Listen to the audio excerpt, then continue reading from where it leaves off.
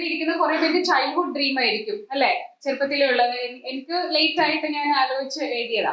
അപ്പൊ ഈ എക്സാം എഴുതി തുടങ്ങിയപ്പോഴാണ്, അല്ലെങ്കിൽ പ്രിപ്പയർ ചെയ്ത് തുടങ്ങിയപ്പോഴാണ് ഇതൊരു ചലഞ്ചിങ് സാധനമാണെന്ന് മനസ്സിലായത്. നമുക്ക് ഇതിന്റെ ഡെപ്ത് അറിയില്ല.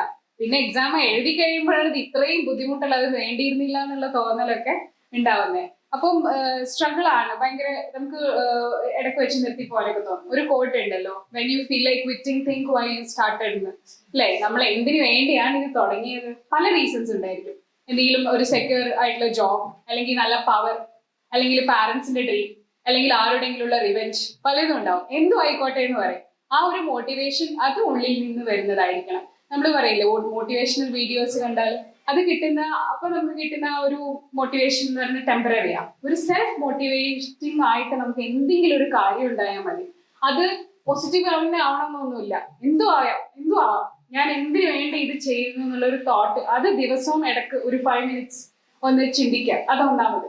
2, മിക്കവാറും ആൾക്കാർക്ക് എന്താ, അവരെ അപ്ബ്രിങ്ങിങ് ചെയ്ത പാരന്റ്സിനോട് അല്ലെങ്കിൽ സൊസൈറ്റിയോട് എന്തെങ്കിലും ഒന്ന് ചെയ്യണം എന്നുള്ള ഒരു ഉള്ളിൻ്റെ ഉള്ളിൽ ഒരു ആഗ്രഹം ഉണ്ടാവില്ലേ? ആ ഒരു ആഗ്രഹത്തിന്റെ പുറത്ത് നമ്മൾ വർക്ക് ചെയ്താൽ നമ്മൾ അത്ര അങ്ങ് ബാക്ക് അടിക്കില്ല.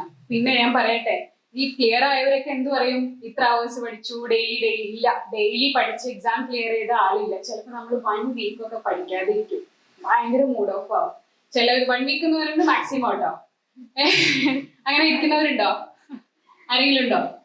അപ്പൊ നമ്മളത് ചിലപ്പോൾ 2 ദിവസം 3 ദിവസം ഭയങ്കര, അത് കോമണാ, അത് ഓക്കെ ആണ്. പക്ഷെ എന്ത് ചെയ്യണം, തിരിച്ച് ട്രാക്കിലോട്ട് വരണം. Alchemy IAS, transforming dreams into reality.